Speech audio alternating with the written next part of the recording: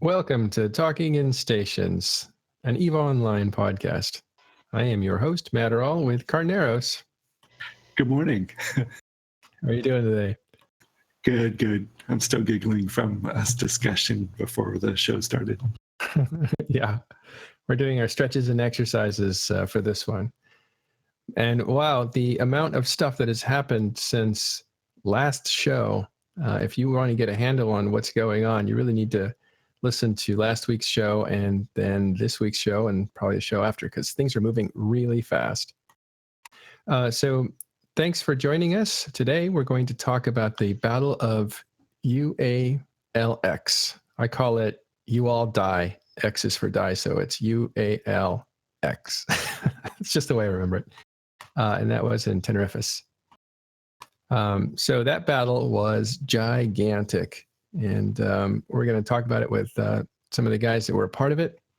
And this time we might do something a bit different. If you want to join us, I might have to make this announcement a bit later after more people start viewing. You are welcome to jump into TIS Discord, and maybe we'll drag you on so you could tell us what your perspective was if you were in this fight or a part of it.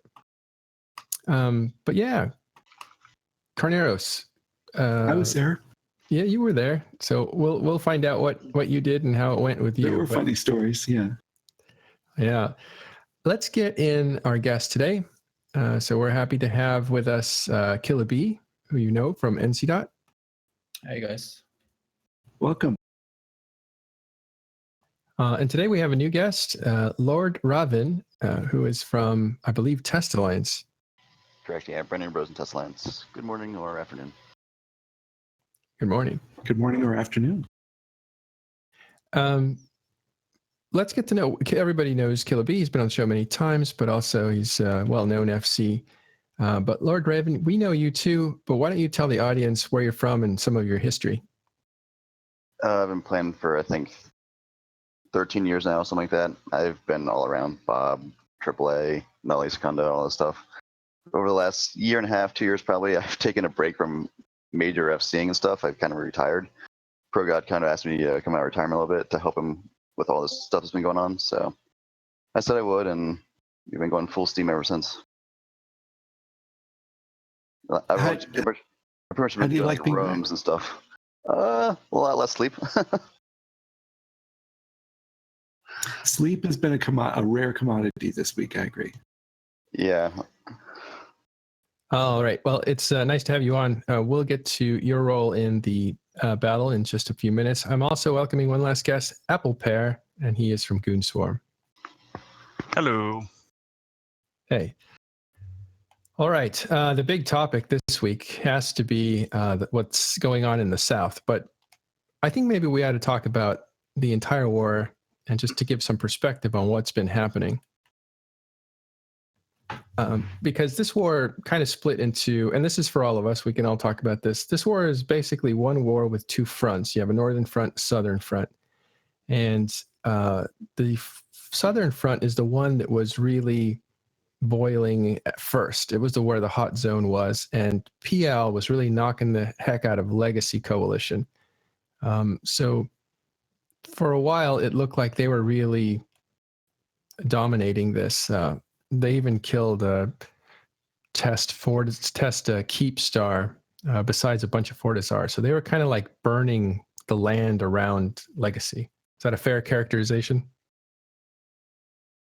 Yeah, they were killing a bunch of structures.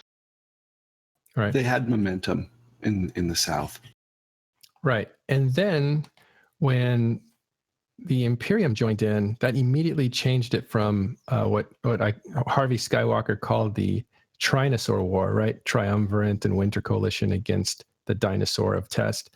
That title kind of fell away because a second front opened in the north when Imperium joined and just immediately rushed up north. And that was just last week. And then there was a series of huge battles that happened up there.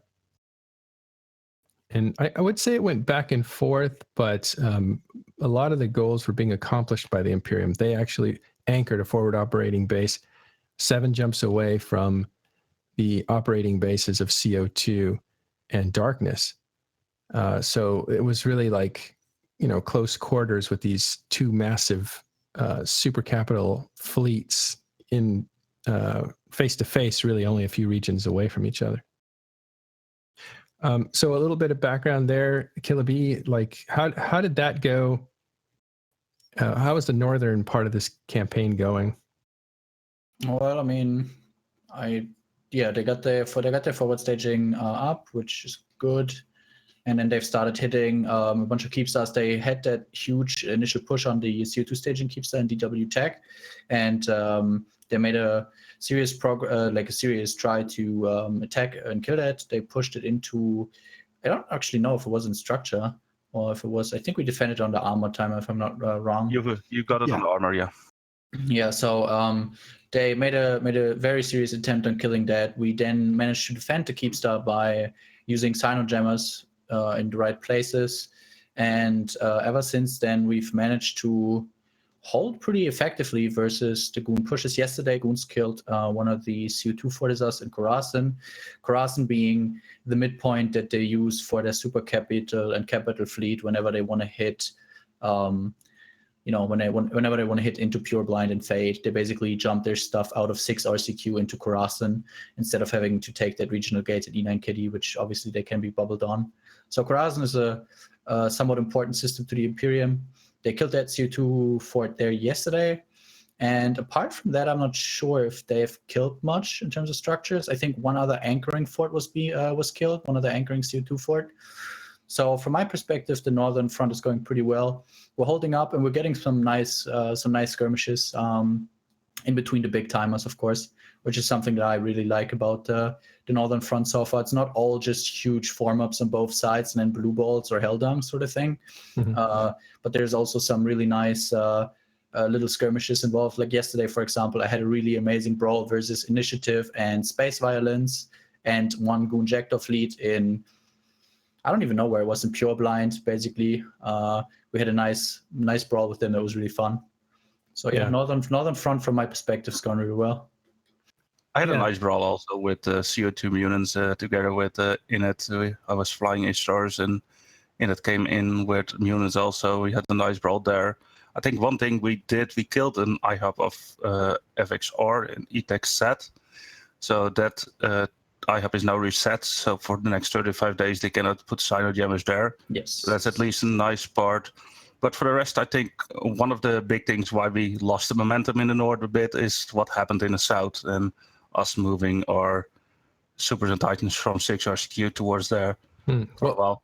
Let's talk about that, because we're bringing people up to speed right before this big battle happens. And so there's this northern campaign that's pretty much even. It's going back and forth, as you've heard, even up to now. But at the time, the north actually came down. I think Killaby brought subcap fleet of hacks, shield hacks, into Impasse to help defend a Skill U Fortizar that was a forward operating base for them. And that was a pretty bloody brawl. I was actually flying around in that too. But the Fortizar was destroyed, right, Killaby? Yeah, so basically the Fortizar was destroyed by Legacy and allies. We did have, I think, Goons showed up very late into that fight with a Jector fleet, if I'm not mistaken. And before that, it was mostly just Legacy. The fight was really bloody for Legacy. They did lose a whole lot of ships, but they did manage to kill the Fortizar. So that was really important for them, because that Fortizar was in the center of Impasse. That would have allowed, Skill U and potentially their allies to put a lot of pressure onto Brave, for example, as an entity. So it was important for them to take that out. I think they lost 100 and something bill over the fort, so you can now argue back and forth what's more important. The ISCO, the objective, but I would say that them killing the fort is definitely something it can be worth 100 billion ISK, especially considering how easy it is these days to make money. Yeah. Well, and so there it is. So you have two fronts in the same war. You have a northern one where there's a couple or three showdowns, one of them diffused by what do we call it? Cyno-jammer kind of took care of that. And that was very interesting. But there is definitely potential up there for massive fights. And all of a sudden, Keepstar is dropped by Test in UALX. And that is what brings us to the big fight, the showdown begins on the second timer. And it's not an actual second timer, right? It's an invulnerability status when it's about to come out and actually anchor. And that's what precipitated the big fight in that system. There was no secrecy around it. Everyone knew it was coming, and it only had a 24-hour onlining cycle. But enough folks were nearby to participate. So we knew it was going to be a pretty big thing. So what were you guys' experience with this? Like, how did it come up, and how big did you think it was going to get, and all of that? Oh, we knew it was going to be huge. The 4-G Keepstar and Immensia we didn't really care about because, as they said, it was transferred over from FA. And so it was way too close to hostile stagings. It was too far out for us to actually defend. So, I mean, that Keepstar, yeah, losing Keepstar sucks, but we didn't really have a whole lot of desire to actually defend that Keepstar. We knew D-YP was way better. But so that was the previous Keepstar. You didn't really care about it as much as maybe the new one, right? Yeah, PL and Winter Coalition have gone around killing some faction Forzars in Tenerifis that we just kind of accidentally took, and then that Keepstar.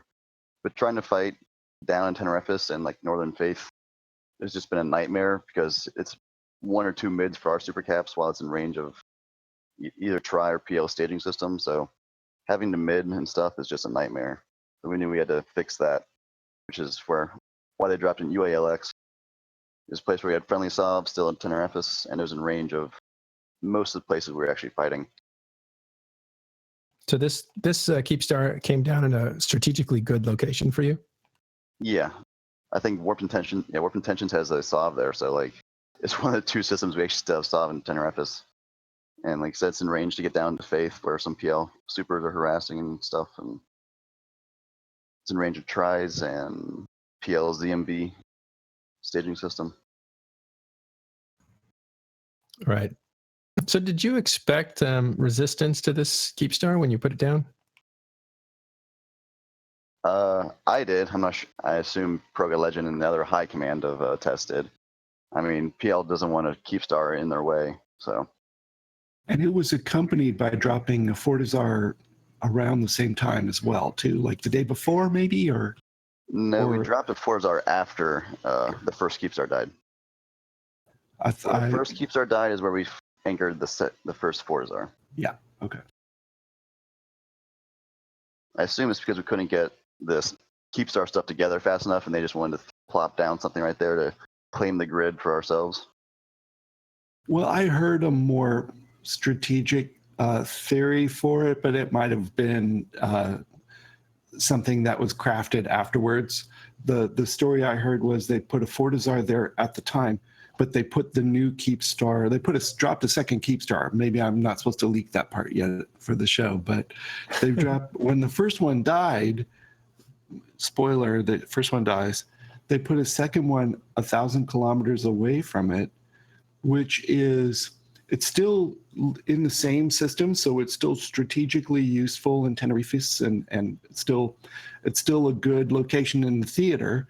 But if the first Super Cap fleet logs back in, they're not immediately able to just target the new Keepstar and start shooting it again like they killed the first one. Correct. So they pulled it back far enough to be out of immediate Titan shooting range, which is about 300K with long-range guns and missiles.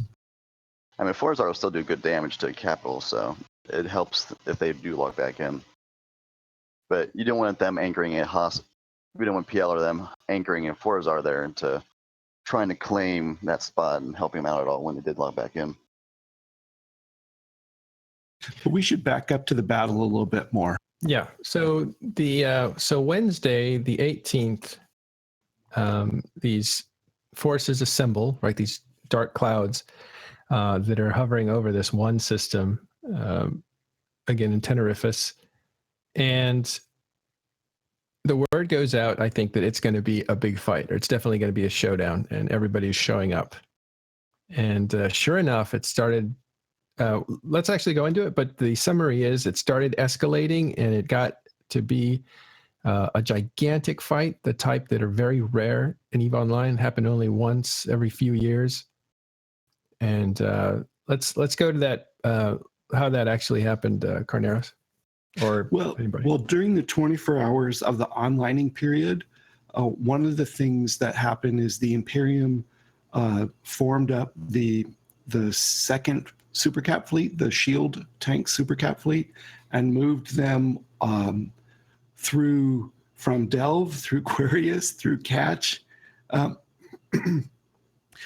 the side of Catch that's within one jump of the theater. And then they left the first Supercap fleet, the armor-based one, in the 6RCQ Keepstar in Pure Blind. No, not Pure Blind, in Cloud Ring. So way the hell in the north still. So the two groups are fairly separate, but as you know, these two theaters are connected to each other, and each affects the other. So when things heat up in one, things slow down in the other. So we sent subcap fleets. You know, I don't want to speak for Test for what they formed, but they formed stuff too. But we sent subcaps and shield caps and got them all ready. I think for Test, I think we had 2 full carrier fleets, at least 1 full dread fleet with a huge cache to reship everybody. I think we had a super carrier fleet and then another Titan fleet. Legacy, which is Brave and Warped Intention on them, they had a Serb fleet up. And then for Test main subcap, we had a Nightmare fleet. Almost all those fleets were close to full. And who was FCing the Nightmare fleet? It started out with Pro God Legend and me as backup. But once stuff started escalating and Pro God was like jumping from fleet command channel to fleet command channel, trying to micromanage everything going on and the Nightmare fleet, me and one of the other FCs in the Nightmare fleet said, Pro God, just go do the other stuff. You got more important stuff to do. We got this. So he finally handed over the reins, and they went a lot smoother after that. He's trying to coordinate like 6 different fleets doing all this stuff, so it wasn't working out. One of my buddies at my local San Diego EVE player meetup said he was in your Nightmare fleet and had a great experience and thought it was a really good fleet. Oh yeah, the first half of it was great. The second half was really boring though. All right. In a few minutes, we'll have Grath come in from PL, and we'll get caught up on some of the stuff from his perspective. But so here's this fight. It starts escalating. We're talking, I don't know the order of things. So I would have to go back and look. But who were the first Titans to jump in? Was it Test? Or, yeah, it was definitely Legacy side. It was PL. Oh, Pandemic Legion actually put down the first Titans. What was that a response to, or was that just the first bold move? I think it was a response that their subcap fleets were dying pretty well, and they were not going to be able to hold the Keepstar at pause. Like all the hack fleets, which I think most of the enemies, it was all hack fleets, Serbs, Eagles, stuff like that. For some reason, they all landed on the same side of the Keepstar. So both the Goon Baltic fleet, the armor long-range battleships, and then Test Nightmare fleet and our Serb fleet were all able to get on the same side and just start slaughtering all these hacks from range. And I think we got a couple of really good bombing runs off on them too, if I remember correctly. So they were all starting to die.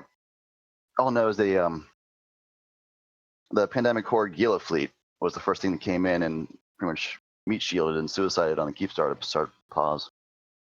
And that thing was just dying horribly, so they realized they had to bring in the supers in order to pause the Keepstar timer.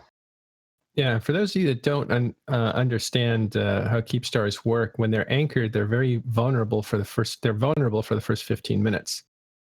Then they go into a period of invulnerability as they complete their construction. But at the last 15 minutes of that construction, they're vulnerable again. And in order to keep them from achieving the final construction and being online and being able to operate, their timer damage has to be applied to the Keepstar, thus holding the timer from ticking down to 0. And then the damage that's applied to it has to amount to a certain amount to destroy it in the end. So you're basically holding on to something and not letting it slip before it falls into a safety state where it can fight back. And that's what was going on. So as subcaps from the attackers were attacking it, they were not achieving enough damage to keep that timer stopped, or they were at risk of losing that grip. And so they brought in Titans, which are massive ships.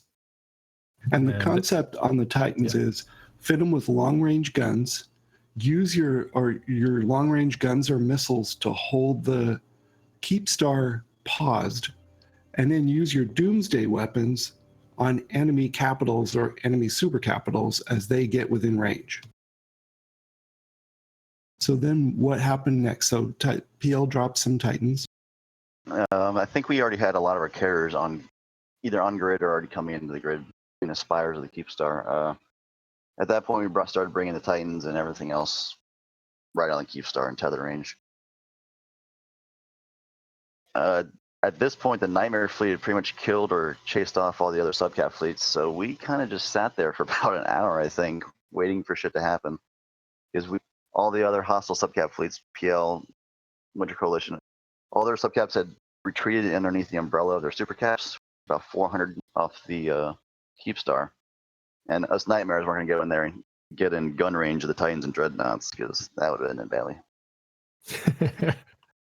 So we just kind of sat behind our supers and carriers and cleaned up and killed the occasional person that logged back in that had disconnected in the main subcap brawl, which is actually sounds a like lot it's of them.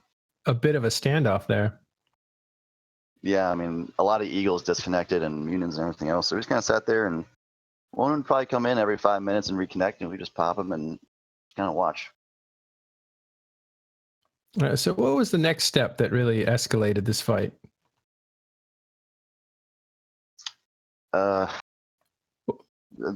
Well, they started doomsdaying. I think Test's first doomsday volley worked, I believe, on an Erebus or Ragnarok. It's Erebus, yeah. And then Winter Coalition, their first one worked and their second one didn't, which we were all laughing our asses off on test comms. Let me explain that for a second. If your Titan has this massive doomsday weapon, if you're using it on a regular capital, it will pretty much kill a capital or get them low enough so that your guns and missiles can kill them or your helpers can kill them. But on a Titan, against another Titan, a doomsday is not enough to do a whole lot of damage to it. So what you need to do is gang up multiple Titans and get them all to fire at the same time on the same target, and that's called a volley. And then if you hit it with enough, you can clean it up a little bit and it'll die before it can get 40 repaired. Titans roughly these days. So that means you can't, in a fight like this, you can't just drop in a small number of Titans. You have to drop in enough to sustain volleys against other side Titans. So that's what he's talking about so PL's using their volleys back, but all their guns are going on the Keepstar. And then yeah, that's their first objective, is to destroy the Keepstar, which is very interesting in this fight because the Keepstar is able to, at this point, even though it's vulnerable, it's able to tether ships, which means it makes them immune to damage and it caps them up. And actually heals them up, I believe. So the point is that if you're a shield, at least your shield. So if you're a shield capital, a shield Titan, that puts you at a great advantage because you have access to really quick capacitor gain, and I think it also repairs your shields. So when they're hovering around it, it's like when they're hovering around it, it's like they're hovering around a safety area. So taking out that Keepstar was actually the objective of the overall fight, but it was also a strategic objective or a tactical objective inside the fight as well. Carneros? Yeah, when they called for the Imperium shield to jump in, I jumped in 2 Leviathans personally, and it sat on the Keepstar tether. By the time the tie-dye had cleared enough and my screens had loaded, I was already fully capped up, which surprised the heck out of me. Leviathans after a jump take a while to cap back up, but no, they were fully capped. and I was able to turn on my shield hardeners before, before everything had even actually loaded for me. So I was in good shape. Now, anytime they call for a volley and I doomsday or fire my missiles, I'm going to be temporarily vulnerable and targetable by the hostiles for like 5 minutes until my timer stops. After I stop, I get 5 minutes, and then I'm tethered again and can't be shot for a while. So that's nice. Yeah. It's a bigger advantage for a shield capital, a shield super capital, than it is for an armor, because the shield needs capacitor more, and the Keepstar represents free capacitor. Yeah, I thought that was a really amazing tactic. And that's what was neat about this fight, in my perspective. There's so many different things going on. The subcaps fighting. There was, Titans fighting each other. There was capitals. There's a lot of capitals in there too. And also, if I may interject, Yeah, something sure. fun happened during that point, that after the shields got jumped in, NC started raids forming Supers and Titans from the north. And we started restorming also our 6 RCQ armor Titans to get them towards there. And around that time that happened, I woke up. So I woke up and check logged in, etc. Some mumble and saw like all commands comes full sitting. So I was like, hey, what's going on? Do you need any help? So pretty much after I woke up, I formed the Jackdaw fleet to help move our 6 RCQs, Supers and Titans, towards the front. And the reason why I formed Jackdaws and Bombers and those kind of things is, one of the things that you want to do is to have the enemy fleets make it as hard as possible for them to move towards the front. So what you do is bring a lot of sabers and other dictors and put dictor bubbles all up all the time to make moving those big ships a lot harder, and try to keep them from getting there. And that happened on both sides. That's also a fun thing that happens in the background. And pretty much I got the supers into EX6 when I was there, and then I had to log off and go to work. That was my small part in there, to move the armor supers from 6 RCQ towards EX6 and then get them themselves further to get armor into the fight in the end, to get the advantage to us. So, well, this is the interesting part, because as this fight is raging in the south, and most parties are there, even if they're northern fighters, the Imperium scrambles the Titans and the super capital fleet in the north to start moving south, which at first sounded like a bluff, because why would they move all the way down when this fight was going to be over in a matter of 3 or 4 hours? We'll go back to Killa B, who was an NC FC. What was going on NCs and the northern front at that point? Well, I mean, we just formed subcaps. We had planned to form subcaps initially anyway, so we formed up our Cerberuses, our subcap fleet, and we started bringing them down. We had them in, I think, at the start of the fight. And then when Goons had their shield supers on grid and started moving the armor supers, we started moving our supers as well. So that's what you do when your friends are committed and you see that there's a larger force moving over there. We obviously, we counter move as well. It's common, pretty common at this point. And so we started moving ours. Like Apple Pear said, it was just us waterboarding them. Waterboarding is the term that people use for these oppressive dictoring that everybody does when it comes to these things. And they started waterboarding us and both super fleet. I think Goons jumped in like 10 minutes before we were in range. So Goons were like a little bit faster than us. But, as it turned out, that killed the server anyway. So it didn't really matter in the end. But yeah, it was definitely, we pretty much both arrived at the same time still, even though, we both waterboarded each other, kind of equalized it all out again. It's kind of funny. And we were just doing our things with our subs. I would assume that at that point, subcaps were mostly shooting fighters, because Cerberus is actually pretty good at killing fighters. And, that's probably what happened with the subs. At that point, it was a fully escalated capital fight. And once a capital fight reaches a certain stage, subcaps basically get degraded to shooting, fighter killing duty. They just do like killing fighters, and subcaps itself become pretty irrelevant in a big brawl like that, except for the fact that they're killing fighters. But that's about it. So yeah, that's what we did pretty much.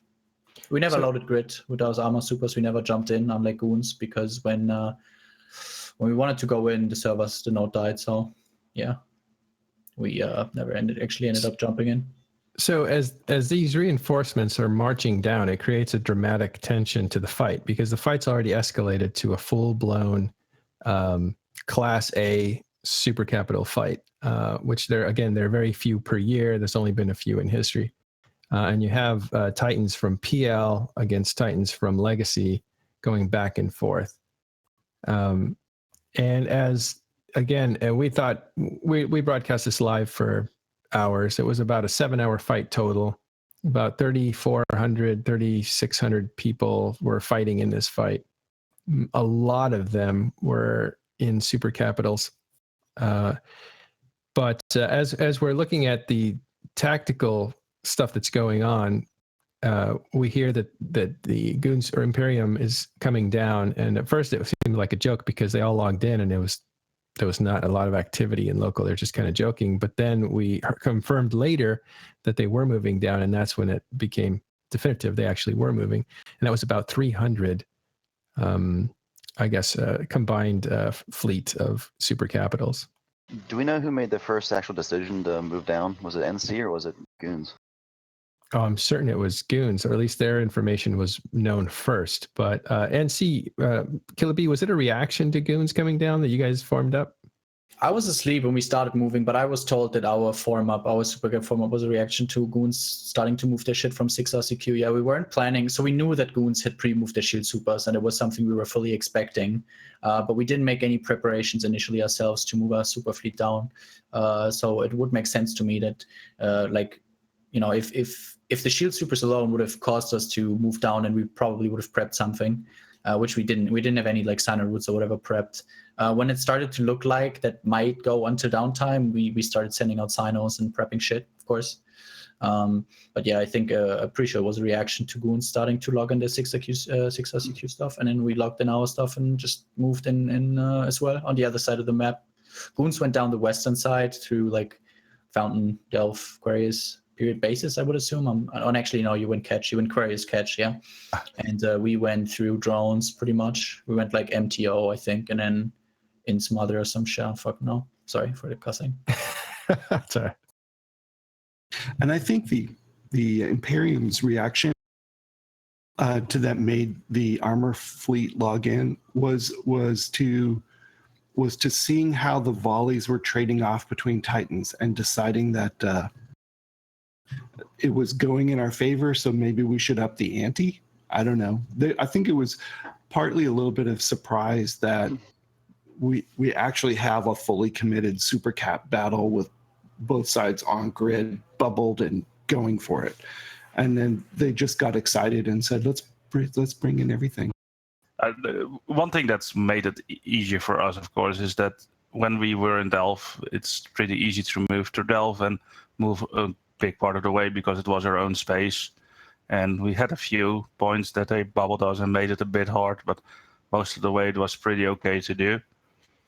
So that made, I don't know how it went with the moving of the NC supers, etc. We had some annoyances. The biggest annoyance for us was when we went into Fountain from Cloud Ring, and when we went into Catch around that place, that were the biggest issues for us to get our supers and thing in and get out of the bubbles. For the rest, there were some, but we had enough bombers to bomb them away and get them out of the way pretty okay. Yeah, I'm pretty sure Tess had like one of our SIGs dedicated to just clearing bubbles over in Catch. Drones are pretty pacified for us, so it wasn't too rough for us to move through drones. I think the main problems were in like Scalding Pass or something is where we got bubbled the most, if I recall correctly. And that took us forever to get through that. But yeah, like I said, at the end of the day, we arrived like 10 minutes after Goons. So, but you started when? I mean, you guys really ran down. You started what, a half hour after them and got there 10 minutes after them? I'm not sure exactly when we started moving and when Goon started moving. I wasn't there for that, so I can't tell you that exactly. But like I said, I don't think it was 30 minutes between us seeing that they're starting to move 6RCQ stuff and us making the decision to move our own shit. I would assume that the second we saw them pinging 6RCQ stuff, we would like start pinging our own as well. Mhm. So I don't think it was 30 minutes delayed from each other. But No, I would assume that way indeed. Like if you see the other forming, then you form also yourself. That's just how it goes. So, yeah. Well, so yeah, they made it down because they were not tied up with tie-dye. So they were able to move at regular speed inside the game. But inside the battle, inside the system, everything is slowed down, right, to accommodate that many people fighting at the same time. So time's moving slower. And this is one of the factors that you can consider in these big fights. A fight is moving at a slower pace. You're able to get there and affect the fight theoretically a lot sooner in the fight's time. Than if you were, than if all things were normal. So I don't moving think, down a fleet is not such a bad these idea, latest fatigue changes for all that. right? And there's some things that make travel even easier than it used to be not that long ago. So this is the dramatic quandary that these people are in. Inside the system, there is a relatively even fight going back and forth with all kinds of different ships, from small ships to giant ships. And you have reinforcements on the way, these massive capital ship reinforcements. This is looking like it's going to be the biggest fight that EVE has ever seen. In fact, it already is the biggest fight that EVE has ever seen in a certain concentration of capital ships that are there and on their way. So the thing is, there's a clock ticking, and it's not the Keep Star, because essentially the Keep Star could not be defended and it was destroyed. So objective number 1 goes to the aggressor, Pandemic Legion. But it's downtime. Downtime is when the game will get interrupted for server downtime. And at that point, everything is logged off. And then as soon as it comes up 15 minutes later, everybody tries to log in at the same time, and only a few people get in at a time. So it's usually, in a fight this big, the people who can get back on the quickest are the ones that can control the field. So the people that are arriving after just get destroyed one after another as they arrive. So you either come back on first or you don't come back at all. And we'll talk about what that means later. But as this fight is going on, the reinforcements are within range and they get bubbled by interdictor ships. So they're stalled. They can't jump. They're trapped. They're tangled up and they're not able to get in until later. But in the meantime, inside the system itself, volleys of doomsdays are going off. And who is it that gets one of the leader of Winter Coalition, Noros? His Titan gets destroyed, gets alphaed off the field. Well, what did we see in the fight around this time? Like, what was going on now that the Keep Star is destroyed? The fight's really on. Well, the Keep Yeah, I mean, first of all, the Keep Star being destroyed seemed to reduce the lag quite a bit because the tethering was gone. Tethering is one of those things that seems to be causing a lot of the lag and server performance issues at the moment. So the Keep Star being destroyed was nice because the server, it seemed like at least that the server was working a little bit better. Test was doing really well at the devolleying stuff, whereas PL and Try and Co were struggling a little bit. I think when I logged on, I think the first update I got when I woke up was like 5-2 or something like that, or something like so. Legacy and Imperium had killed 5 Titans and they had only lost 2. 2 of those Titans that were killed were disconnects that were caught at the safe spot and killed as well, which is also something you gotta give Legacy credit for. They did have probers and squads ready to probe disconnected people. When you disconnect in this game, you usually, if you're aggressed, you warp to like kind of a safe spot 1 million kilometers roughly off where the fight is happening. So and you can probe those ships down sitting there in that safe spot with probes. So Legacy did probe down the disconnected Titans, and they had separate dreads or some sort of like subcap fleet, I think, that was responsible of probing down DC Titans and just killing them. So Yeah, 2 of those Titans they had killed, or 3 were DD volleyed, and the other 2 were killed disconnected. And from that point on, it went pretty favorable for Legacy and Imperium, though they did coordinate. I assume they did coordinate the DD volleys a bit better. I also heard that one problem was that the part of the Tri-Titan fleet was not in range of the Legacy Titan fleet because of the way they set up their super caps on grid. And there was a couple of factors that basically made it look favorable for made it look very favorable for test in terms of who's trading better in the DD volleys. So that was going on at that point in time, pretty much. And yeah. Well, you mentioned you were sleeping. How did the time zones figure into this conflict? I mean, I wasn't planning on sleeping. I had work. I got back from work at like 1 a.m. my time, and our form-up was at 3:30 a.m. my time. So I basically stayed up for 2.5 hours, and then doing our form-up, I fell asleep because I was really tired from work. And I basically kind of just laid, like I kept my headset. My headset has a really long cord, right? So I kept my headset on my head, but laid down in bed. so just so I could hear when stuff is going down. But obviously, when you're actually fully asleep, you don't actually hear much anymore. So we undocked and we started like going, and I slept through all of it. And I woke up at I think I woke up at like 8 a.m. my time, or 9 a.m. my time. So about 5 hours after that, with my headset still on, with like people still yelling in my ear. I was obviously on the Discord and on Mumble and shit.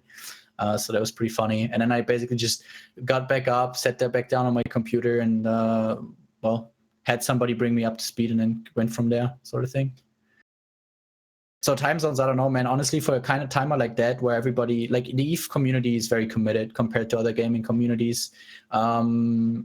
Alarm clocking is a very common thing in EVE, and while we all pretend that we have like, real life and all that stuff, when something like this goes down, everybody just wakes up, everybody sets an alarm clock and gets into the fight, which is also why I think EVE is a much better game than most other games out there. Yeah, I'd like to introduce Grath, who's just joined us from Pandemic Legion. Hi, Grath. Just waking up, so we'll give him a minute to shake off the coffee, the lag. Well, I think it's great that Killer B, that you're laying down to try to get some sleep with headphones on. That's just a great image of dedication. I'll tell an opposite story on that for a second. I live in California, but I had a job interview the next morning at 5:30 in the morning with a company in London, and I know it's on video conference, and they're gonna, just like this, they're gonna see me and talk to me. So I stayed up all night in this battle and went right from that, cleaned up a little bit, got on camera, did the interview with them. I'm exhausted, but I'm trying to fake being all great. And but I passed, so that worked out in the end. And then I went to sleep. Let's see. Grath, can you hear us very well? Might be having internet problems. Not very promising. I see that even for the 6 RCQ Keepstar Online timer, what happened for me there was I went to bed at 2200 p.m., woke up at 2:30 a.m., did a fight in my Baltic Fleet, then did a shower, and then went for a 9-hour working day. Those things happen, and everybody has those kind of stories, and that's just how committed people are, what they want to do, and they just want to be with these fights. They want to tell, I was there, I was a part of it, because those damn things are epic. Yeah, these are the historic fights. Sorry, this is where I play E4, and I assume a lot of people play E4. Raven? Amen. Oh no, I'm just saying that's why they make energy drinks, so it's for gamers. Sorry, that's what? That's why they make energy drinks for gamers. Oh, I never thought of that. Like 3 monsters within a 24-hour period, which is not healthy. You can do a lot of damage with those things on your body. Yeah. But so does sleep deprivation and all that. But the as Apple Pear is saying, this is meaningful war. This is meaningful fights, and this is really where it's not about. I think I complained about this the other day on Open Comms and live broadcasts of a battle that actually didn't happen just a few days ago, that people were like, hey, thanks for actually fighting. Thanks for putting these assets at risk. And Rain Chocolate knows what I'm talking about because I was arguing with her and Brisk about it. But to me, the point is not to thank people for doing something they are compelled to do. It's what they're going to do anyway. And that's what EVE compels you to do. It's to fight for something. It's not just to provide content. And to me, content is a word that developers use. And I know EVE players are like developers in some way, but no, we're just supposed to care about the stuff that we care about in the game, not see it from the perspective of being outside and the self-identifying, hey, we're having fun. Isn't this fun? Just it rings like a distraction to me. I think like Killa B did, laying there with your headphones trying to sleep, it's like a doctor on call. You're compelled to do it. And that's what's so great about EVE Online. So it's not a matter of thanking people for doing what they're compelled to do. It was their duty to do it. Okay. Also, is this better? I feel like that fixed everything. Okay. Sweet. All right. We can hear you now. Soapbox. Grath, what went on there in the battle? Get us caught up on PL, or tell us anything about the battle and it. What was going on. Oh, in UALX? Yeah. Yeah, I think it was really calm. I wasn't in. Okay, so I wasn't in command channels. I'm just a line scrub at this point. Yeah, but I will say that I've complained over the past few days. I feel like they did the same thing we did in B-R. All the dreads came in and they were like, "Fuck the Titans, let's shoot the dreads." And I was like, "No, I know how this ends." Right. And we had plenty of reships for those dreads too, so shoot them all day. Yeah, that's what I was just confused by it or whatever. I guess it all kind of worked out in the end. But it was, as a line member, when I watched that go down, I smacked myself in the forehead. I said, I've definitely seen this movie before, and it ends with us getting murdered in a closet. Well, I think that's one of the main advantages we had in this situation. We had a lot more like alts and carriers and dreadnoughts to just keep throwing at you guys while the super fleets were pretty even. Yeah, we got a fuck ton of facts. Just take the dreads with facts. It's fine. Let them shoot through them. Jump more in. I don't care. Oh yeah, well the first dread wave, we tried going for a Titan, and then we realized in lag it just wasn't going to happen. That's when we switch them all over to killing your faxes, and it seemed to work okay. Yeah, I gotta tell you, like, it's really a pain in the ass to warp around and try and catch up with your anchor if you lose him in a fight like that. I literally tried for an hour and a half, almost 2 hours, to get back to Headliner, just warping the pings on grid and warp back down. And it was so slow by the time I'd warp back in, he'd be 80 to 100 kilometers off. And I'm listening to these damn streamers like, we're going to get grass. I'm like, fuck. I just want to be somewhere else. By the way, confirmed first kill for the PL side was you killing, I believe it was a bomber. Yeah. That bomb wave that came in and tried to bomb us as we warped in the grid was about 40 kilometers off of us. And so all the bombs never came anywhere near us, but it was so slow and so hard for the bombers to get back out that we just started nuking bombers. So Grath, you drew first blood in this fight. That sounds like something I do. Yeah, it's on the record. Highest level of testosterone in the system, might as well get it done. Now, I don't want to draw too many comparisons with BTEC-R. That seems to be the watermark for big battles in EVE Online. But I do want to explore that because you said, I've already seen this movie and it ends badly for us. So tell us the comparison between BTEC-R and this and how it's different and how it's the same. I can tell you one real quick. Yeah, go ahead. On BTEC-R didn't crash, and this one did. Yeah, which is the node held for 19 hours in B-R. I probably would have been much happier if it had crashed earlier in that fight than this one. This one only lasted 10 hours before everything buckled and folded up. Other than that, I think if you had seen it play out long enough, I am pretty sure the results might have been a little bit similar the way things were going. Though you never know. It's really hard. Like, I don't like... No. Seems like there's a lot of this is the thing I think a lot of FCs make the mistake of, right? They talk about what should happen in the battle rather than what's going to happen in the battle because of server performance. Like I feel like if you're a quality FC, you don't plan on what should happen or what the numbers tell you is going to happen. You plan around what you know the stupid ass server is going to do. Well, that's why we both bubbled our entire fleets, because we knew disconnects would ruin us. Exactly. That's why everybody does that now, right? Like you jump in, you bubble your fleets and stuff like that.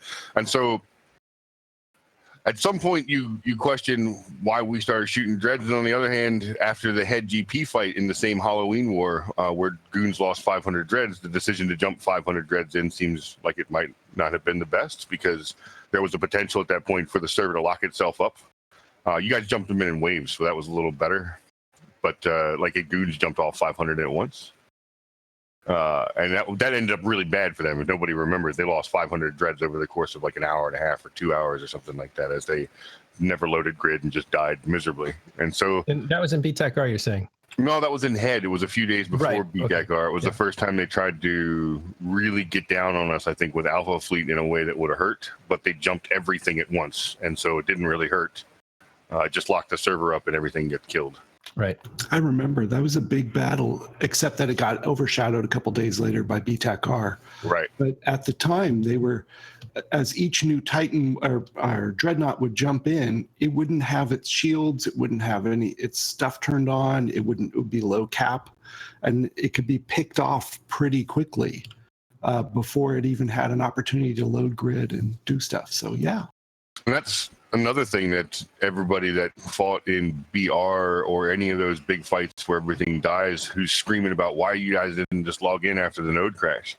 Well, because everybody that's been in big capital fights before knows that after a node crash, when you log back in, nothing is right. You don't have cap, your modules will be offline. Sometimes they'll just be outright unfitted from the ship entirely.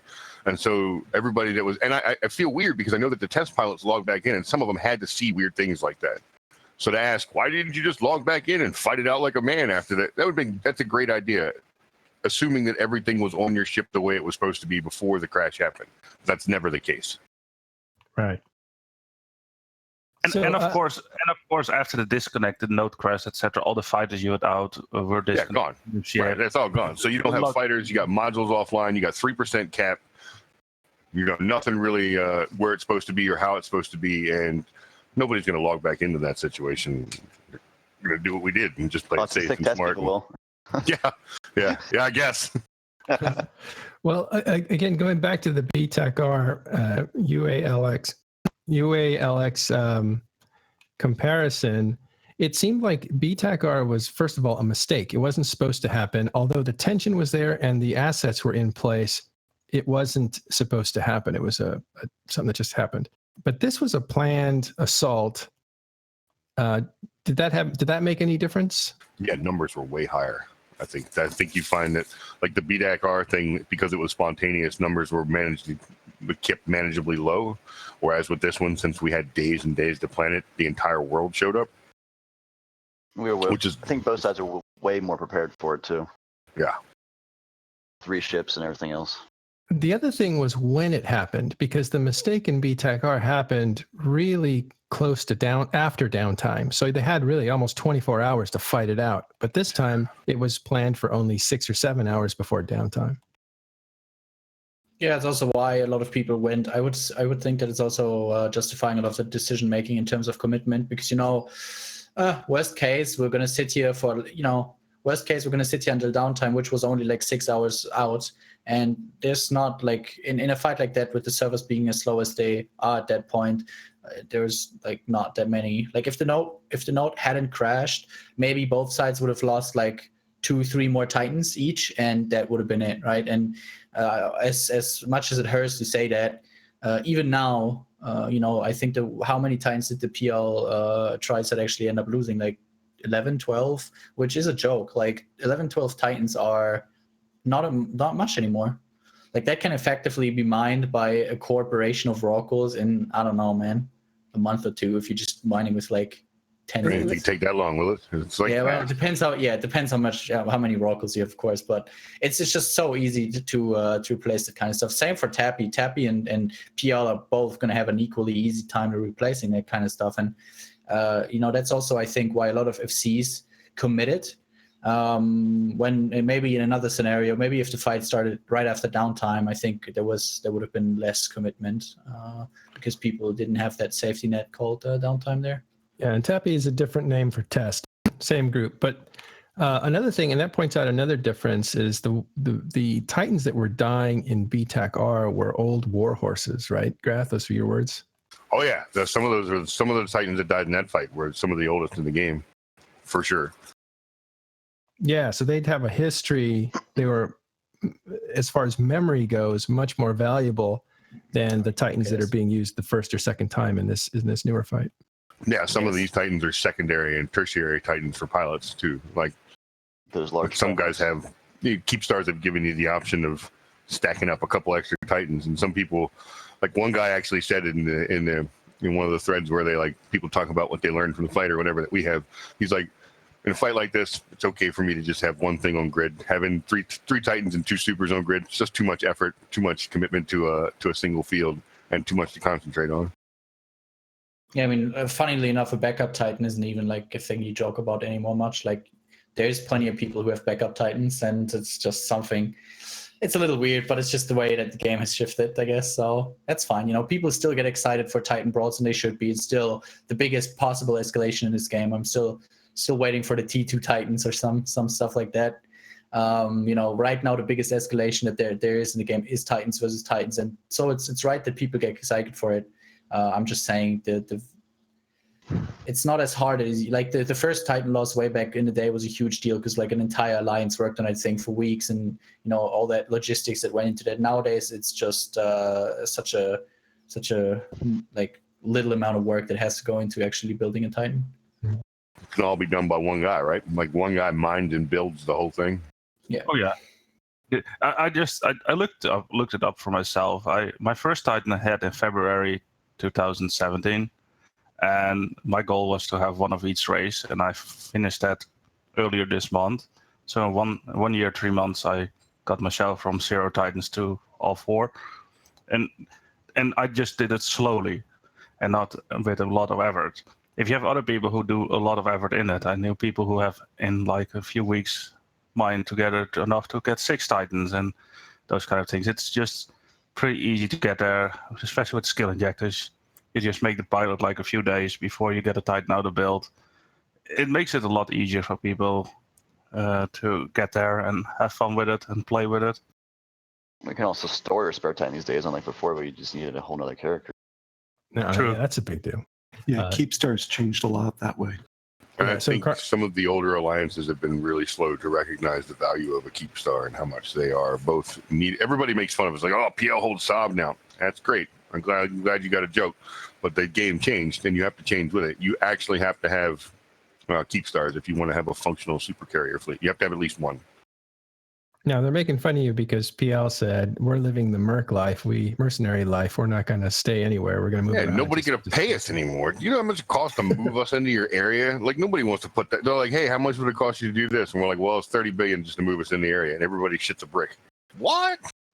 I know, with all the money going around. What? Cheapskates. They got to spend it on Titans, I guess. But so again, there are some differences and some things that are the same with BTEC-R, and that it kind of looks the same. Titans trapped fighting each other. Titans are the things that matter primarily. Although this fight seemed different to me in that, yeah, people, as Grath was saying, started shooting dreadnoughts with Doomsdays and trying to lower the, I don't know, cumulative volleys that the dreadnoughts could do to Titans. And people were destroying faxes or force auxiliaries, which are logistics ships that heal or break or repair the bigger ships in battle. Like I saw different things happening that I was surprised by. I think a lot of the Dread Doomsdays were because a significant portion of the Eastern Titans came in at a range disadvantage, as in they could not fire on the hostile Titans. They were just the way the population went as they jumped in and where they were populated around the Sino put them out of range. And if it takes you like at that kind of time, it's going to take you around 1 DD cycle to you reposition your Titans to be in range at the enemy Titans. So you might as well use your Doomsday on something, and a Dread in that case, I guess. But you're generally killing Dreads because you never kill Dreads because you're afraid of losing a Titan to Dreads anymore. That's not a thing. You kill them because you want to reduce the kill ratio of your faxes, right? Because as soon as all your faxes are dead and all the faxes you have as backup, then you're just going to start losing shit without being able to save it at all, to gun pressure as well. So there's no way that with even like 50, 60 fax, right? With 50, 60 fax on grid, there's almost no amount of Dreads that can kill a Titan just because of how much one single fax can rep in terms of DPS on a fitted Titan. So it's always about, just Arphaxis need to live long enough, and that's why you want to clear Dreads. But again, in a fight like that, it probably didn't make much sense.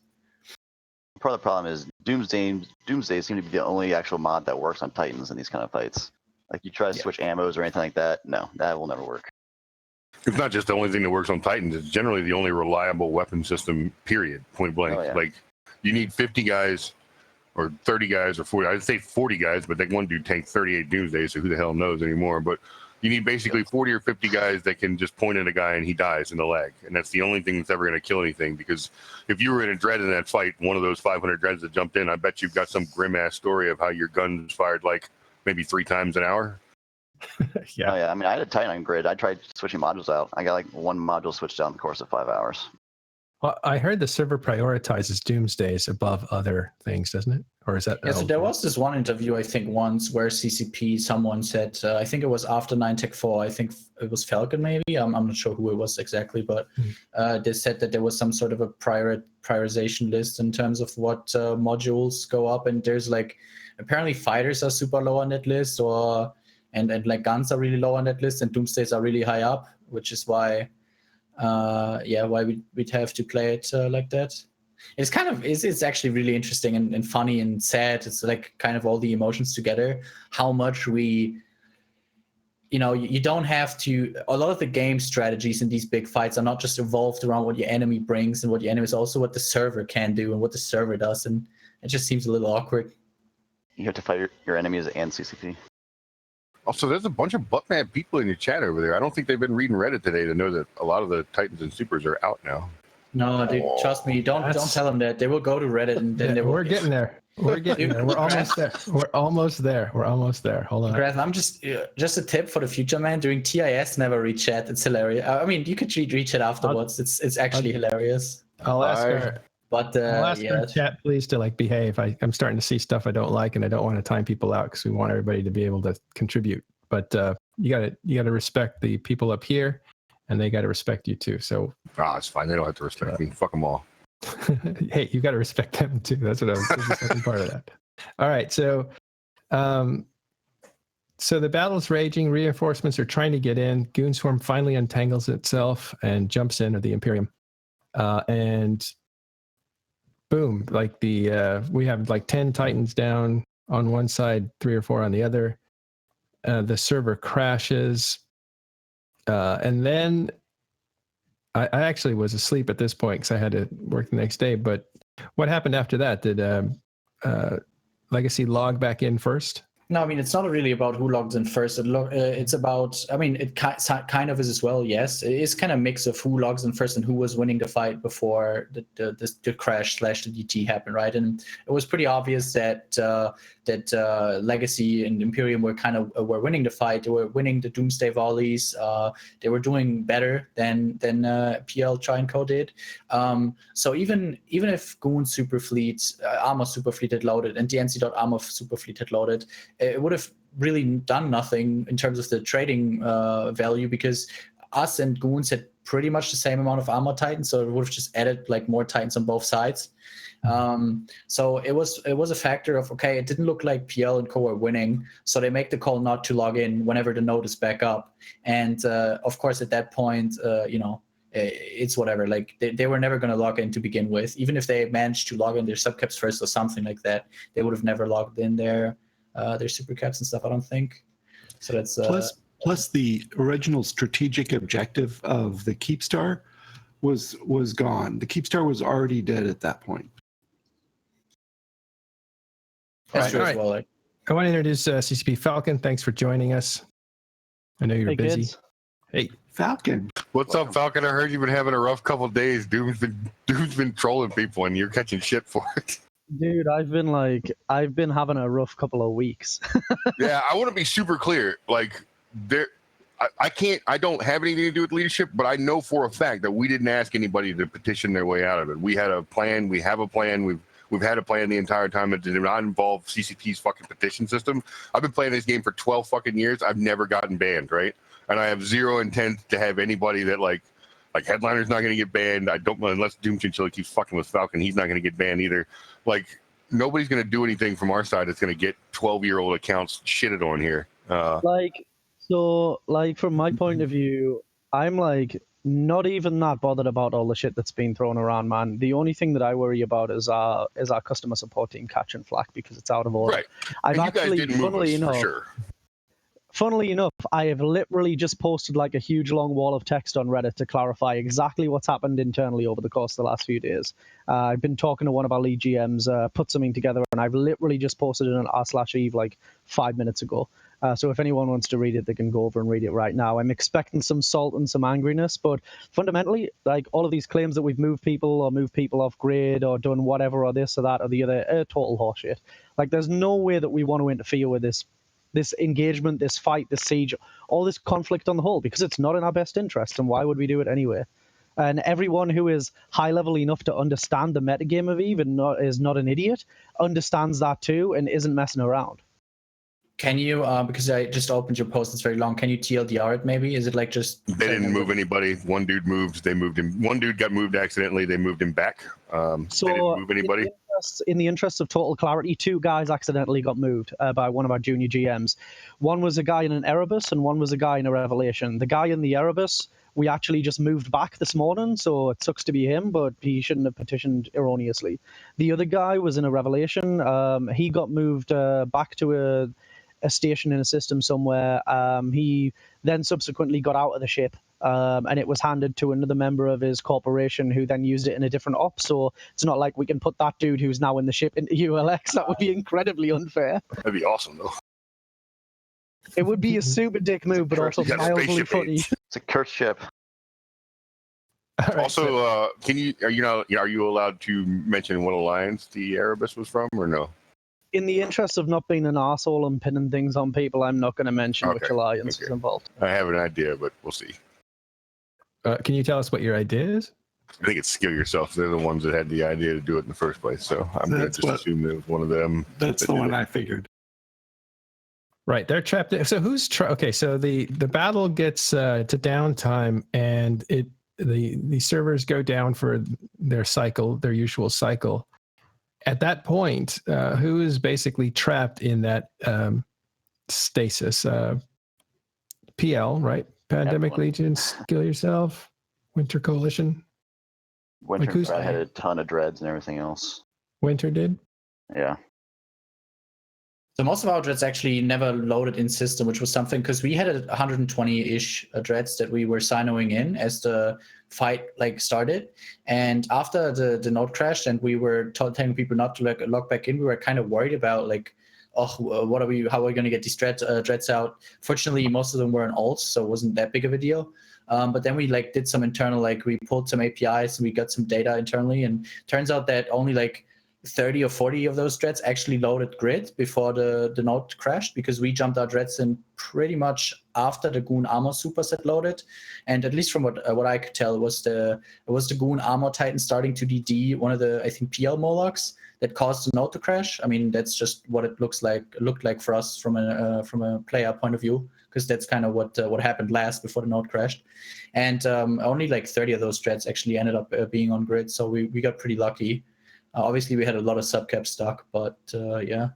So that's I mean, from what you're saying there, it sounds like it sounds exactly like what my suspicions were. I mean, they're talking about internally, they're figuring out exactly what caused the node's death and stuff. But from watching the broadcast and seeing when the node died, and from hearing from people as well, I've heard from a lot of FCs, a few people were on the field as well. It seems like a combination of a big group of hostile dreads jumping in and then a big group of defending Titans at the same time, all DDing, was it just made the node have a heart attack, basically. It was just all... Everything it was happened hot in at the once. room That server was in. Yeah. I mean, it was really, really funny, but I was talking to CCP Goliath, our QA director, and we're actually looking at some of the data from the node, and it was the node was pegged at 100% CPU for 8 hours or something, and the thermal data for that particular server is just ridiculous. Yikes. Man, we could break shit like nobody else. I swear to God. So somebody asked, what is a node death?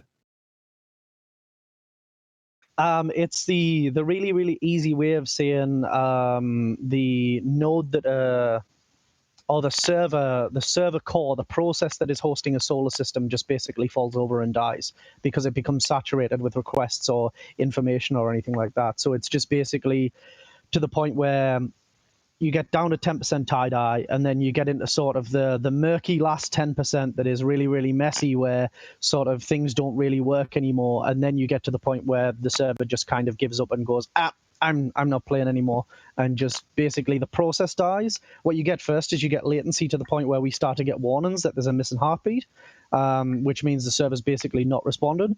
And then you get the final death, which is basically the process kills itself. And then what happens is TQ says, okay, this process has died. These solar systems were on this process. I'm now going to remap all of these solar systems that were on this process to different nodes so that we can bring those systems back online. So that node then stays down while it remaps. That node, that actual node itself remains out of rotation until downtime, I think. It just remains dead, basically, and then it dynamically gets allocated a new set of systems at downtime via a load balancer. That's such a funny description. It starts missing heartbeats, and then it falls over dead, and then it gets redistributed after everything's reset. Yeah, no fault to you guys. We're putting a lot of weight on that. Like, we're definitely putting more weight than pretty much anybody else ever puts on any game that they've ever made. I feel like server companies should just like want to test their shit on our game, because if we can't break it, nobody can. Well, no, absolutely. I mean, I'm in the office right now because I'm writing like a million and one different things. I mean, I'm putting together a blog for the Alliance tournament that's hopefully going to go out like start of this week. And I've also been working with CCP Explorer. I'm writing a blog with him just about everything that's happened over the course of like since the DB issues we started to have last November, right through the deployment of the chart, and then a little bit more about what's happened recently, just to kind of shed some light on sort of the sheer amount of load that's been put on the cluster recently. And it's been pretty nuts. But yeah, you guys are like you guys are totally nuts in terms of the number of people and the amount of server load you put on stuff. I think we're like for IBM, we must basically be some form of like weird science experiment. Well, I mean, we brought 2 carrier fleets and super fleet with the fighters, so you're welcome. Well, and that's the thing. Like, what was interesting, again, another comparison with BTAC-R of what was different is that when the Titans faced off in BTAC-R, it was deliberate on the part of the players to keep subcaps out of the fight. That didn't happen here. Yeah, and that didn't happen here. You had a subcap fight along with a Titan fight, and that is a much bigger strain on the system than BTAC-R might have been. At least all the subs weren't dummies, I guess. Yeah, that's another thing. The difference between here and B-R is there were more people here, but there were less sentry drones here, and I'm not sure what, like BTAC-R had a lot of sentries. There were dummy fleets that were outside of the system, but there were also just ass tons of carriers in the system that all had fighters deployed or sentry drones deployed. And now in this fight, we just had fighters, and I am 100% the biggest fan in this game of the fighter rework that they did. I think it's the most engaging, difficult to master, fun gameplay that there is. Fighter on fighter fights, oh fuck. There's Top Gun music playing the whole time in your head. It's really fun. And but I just think that there's something going on. The server doesn't like it when we launch 100 super carriers worth of fighters as much as it, you guys, I think, worked at it a long time to get it to accept it. I mean, the number of drones we were shitting out on the field. And so regular sentries seem to perform better in high lag situations than the fighters are right now. I don't know what I have zero technical proof to back any of that up, but it's just a feel from the way the game flows. I brought in ProGod Legend to join us for this. Sorry, Falcon. I just brought in ProGod Legend to join us for this discussion more. Go ahead, Falcon. Yeah, I mean, my view on like the way that our server works and the way that things run is like it's just I have a really, really layman's view of it. Like our guys are like wizards when it comes to making sure that all this stuff works for the most part. But yeah, I mean, like it was a really, really different fleet makeup this time for this engagement than what I've seen in the past. At least from my layman's perspective, I'm not really into like big scale fleet tactics and like crazy big doctrines that you guys use in Nullsec. I'm more about small gang stuff, but I was really surprised to see like the number of hacks and the number of other things that were on the field that we haven't seen used in the past. It felt like when I was looking at the overview, I don't really have like a full understanding of some of the doctrines that you guys use in nullsec, so it felt a bit kitchen sinky to me until I realized what was actually happening. A little shout out to the balance team there. Hacks are viable again. Yeah, hacks are great now. There was like 400 hacks on the field for this fight. And there was a Still better. pretty diverse field of subcaps. You had destroyers, you had frigates, you had, cruisers. There were Feroxes. I know because I landed in the middle of the test Ferox fleet twice trying to get back to Headliner. Yeah, there was all different size ships there. Yeah, it's no group wants to be the side that escalates with capitals first because that kind of commits you to the field. So, one group brings subcaps so they can try and just kill the Kib Star with subcaps. We counter with subcaps so that we don't have to drop all of our capitals just to kill their subcaps. We ended up dropping some carriers. They dropped all their capitals. We dropped all our capitals. You never want to go all the way up the escalation path unless you absolutely have to. Always slow play it, right? Yeah, that's the skill move. You want the other guy you want to have the last card to lay on the table. Absolutely. And I mean, we always used to talk about that, like way back in the day, when people used to bitch about how the balance and mechanics were and stuff like that. It was like somebody would commit 300 T3s to the field, and somebody else would commit 300 battleships to the field, and then the very next thing to hit the field would be just fucking 55,000 Slowcat carriers, and that's how it would always go. And everybody was like, it would be nice if there was a more mix. And in this fight here, and then actually in most of the fights you've seen lately on the larger scale, you have a gradient of all the ships, so that there are literally a sea of fucking vigils. I hate vigils. All over the field, painting everything that holds still, that won't hold still. Vigils are the greatest ships ever to have. Yeah, I hear you. Man. Fuck them. But all the way up. Yeah, I think balance has gone in the right direction in a lot of ways. It's gone in the wrong direction in some ways, which with the game is complicated, Eve, is always going to happen. But it's nice that, the biggest change to me, the biggest positive change to me was that you no longer have to have a critical mass to even score a single capital kill. Back when every single Aeon could be a logistics ship, and Titans and Aeons had at least 30, 40 million EHP. It was like if you didn't have enough DDs to volley an Aeon or an Avatar, you couldn't even kill them. That changing the faxes was really good. As far as having subcaps involved in the fight, I don't think a lot of people noticed this during UALX, but once both Titan fleets were in, the subcap battle kind of went away. Like their subcaps huddled around their supers and Titans, which is where the main battle for fighter superiority was happening. So our subcaps couldn't really go down there. So our subcaps just dealt with disconnects. There wasn't really a subcap role once the supers and Titans are on the field. For your side, for our side, there definitely was. It was definitely anti-fighter. That was the entire mission for our subcaps. Let's say the fighter war shifted to our formation. Your subcaps couldn't come in range. Yeah, exactly. Your shit would have taken over what our role. Your subcaps would have done what our subcaps were doing, which is try and mitigate the fighter DPS on you. While our subcaps did, it's a role. It's not a role where they engage directly. It's a role. I'm not sure if it's in the best role. The best role. Yeah, I'm not sure if it's in the best spot right now. So it can be painful. There are sometimes though where you get that fight that happens right in between the two capital fleets with the subcaps. They'll kind of like dance around in there, and that's kind of nice. There's some tweaks we could probably do to adjust it a little bit. I generally enjoy most of the meta. I think there are some things right now that need to be tweaked that would make it good, very good, that are currently game breaking. Like shield slaves. I believe those should be a thing. When I was in the YTAC Fortizar fight 2 weeks ago, where it was just our subcap fleets and against like 50 super carriers, and it was in 10% tie-dye. When the game's moving that slow, you have all this time to aim your burst projectors. So I was fleet warping my Munins down to a ping spot, and as I was coming out of warp, there were 4 burst nuke projectors firing right at where I was landing. By the time we landed, I had 0 cap. And projector, think of it like bright side. It could have been a GTFO mod. Yeah. It's Those are your favorite.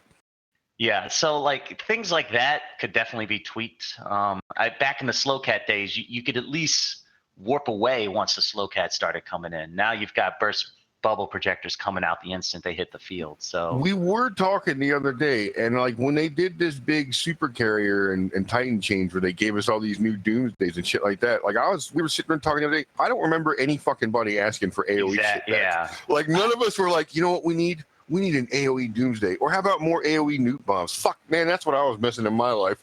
No, Yeah. nobody said that. You guys just gave it to us, and we were all like, Well, I mean, it's I'm all up for trying stuff as long as we balance quicker around it. I think we've tried it. I think we know how it works now.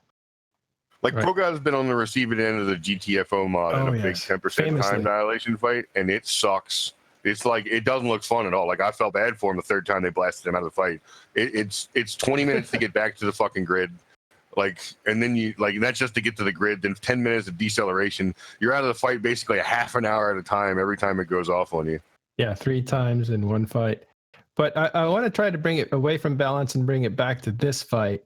And now the situation is that PL is logged off, and it gets very interesting because Test and Legacy and everybody else that is their enemy is sitting on top of that area. Strategically, what kind of position is this?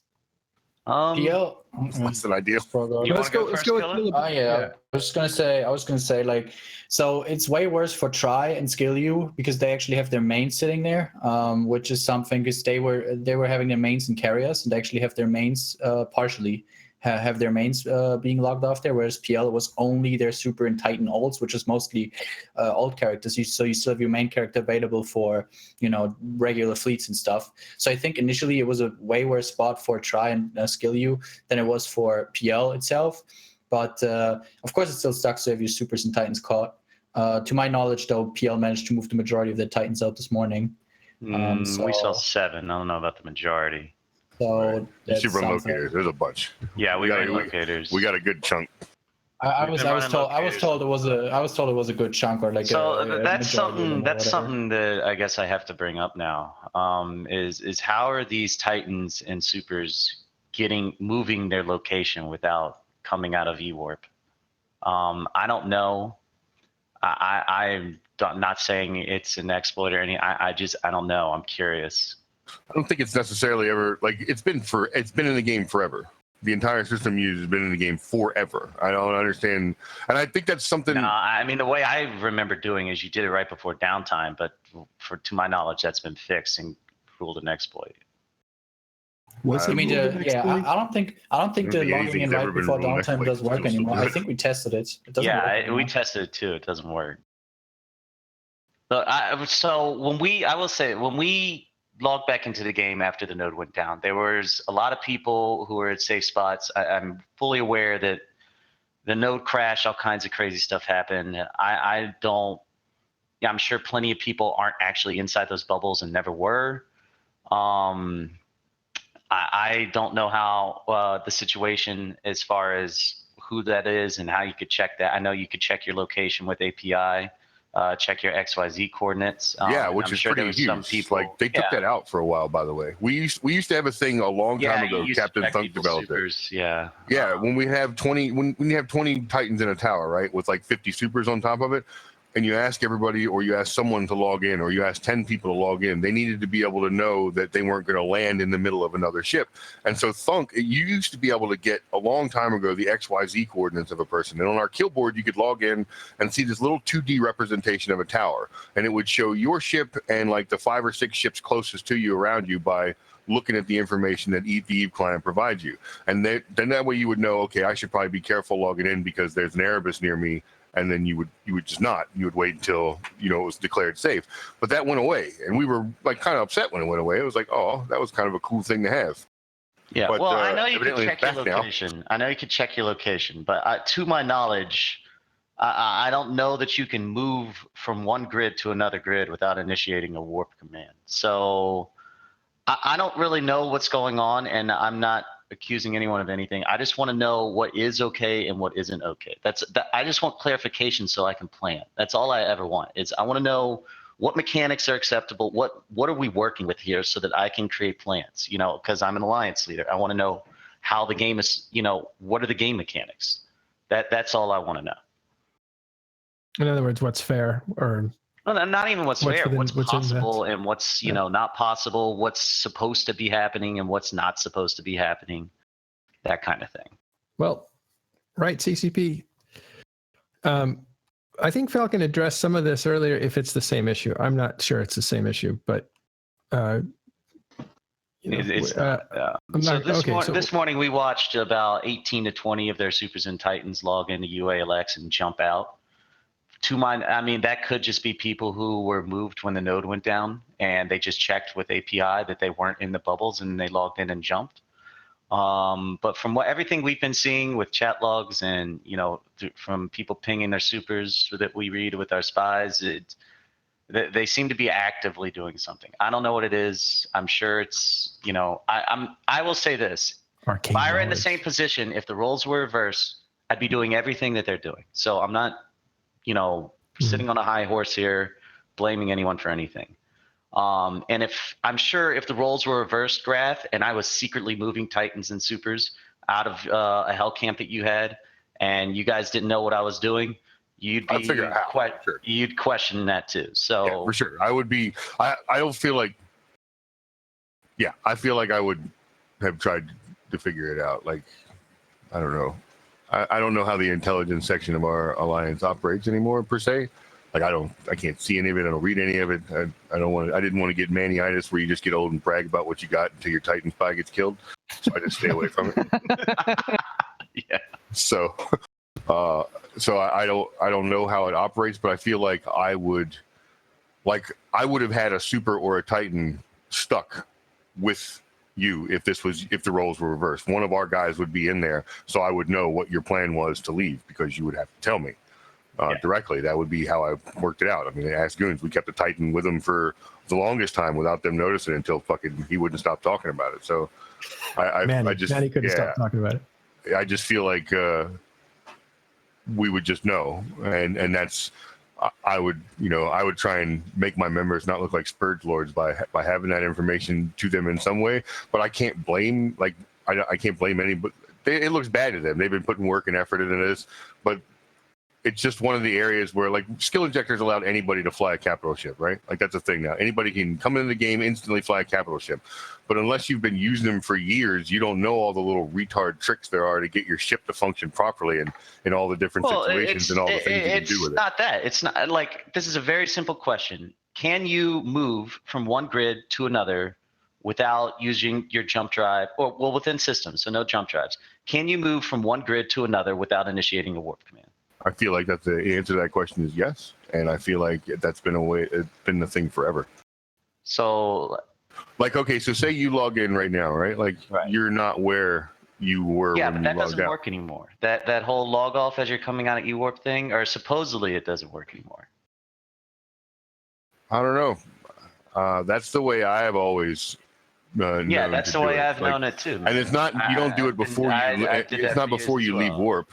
Right, it's not before you leave. It's not before you exit warp. Your ship can never get into warp, as far as I'm aware. If you do it right, you basically end up 1 million kilometers away, and then you log out. Like, if you've ever hunted like a Russian Macarial that you know to be pimp fit in 0-0, and you kind of half catch him, and then he gets away. Everybody's done this as a thing forever. It's just the way the game functions. And as far as I'm aware, it works. If you do it right at DT, you used to get teleported. We've been testing that though, and it's not working. And from what I understood, and from what I've been told, people have said it doesn't work anymore. Maybe I don't know. I haven't and again, my Nix is not in. I sleep at downtime, so I don't. Yeah, exactly. My Nix is not in there, so I didn't try it. I don't know if it worked. I don't know. I don't even know if this is exactly what they use to get out. I woke up and saw this giant 200 comment angry Reddit thread, and I just smiled. Because I knew that a bunch of dudes had gotten out. I was like, okay. So I don't know how exactly, but everybody's like, oh, PL cheats or whatever. I mean, point me an example. Show me one time that we've cheated. And sure, go ahead, let's do it. I don't feel like we cheat. I don't feel like we exploit. I feel like we've had members who had in the past, like Cartoon, and they suffered the consequences for it and were permanently banned. I'm not saying that anyone in particular, that either side is at fault here. Like I said, if the roles were reversed, I'd be doing the exact same shit. And I have sat on exploits before too. I mean, I know that's against the rules, but I know people who do it. I've done it. We've all done it.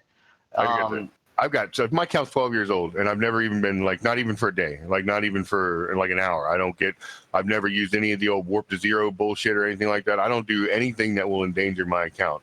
And most of the other CEOs are that way. Although I do believe Doom Chinchilla is flirting with fucking CCP Falcon a wee bit hard trying to troll people, and it could be dangerous. And I don't Playing with fire. like, yeah, I don't even like, and see that's where my mind's at with it. Like, he's just tweeting back and forth with Falcon, and I think he's pushing the line a little bit too close. So, like, I don't know any CEO in PL that would actively condone their members or promoting their members to do something that could potentially get them banned, and in relation to them, get their corporation fucked. Like, if a CEO gets banned, it's like a pain in the nuts to sort everything out after that. Like, we are actively, I think we've almost been actively accused of cheating for so long that most of us go out of our way to make sure we. Yeah, but these are Don't the random Reddit commenters. Who cares? You know? Yeah. I get that. Like, I feel like whatever they did to get out, it 100% wasn't an exploit. We just don't fuck with it like that. I don't feel like we dick around like that in any way, shape, or form. It is an artificial thing to begin with, to be cut off by downtime. So as far as like fairness and stuff like that, it's something that's part of the game. And this is what's great about this kind of a war, is you're going to leverage every little thing you have to survive and to win.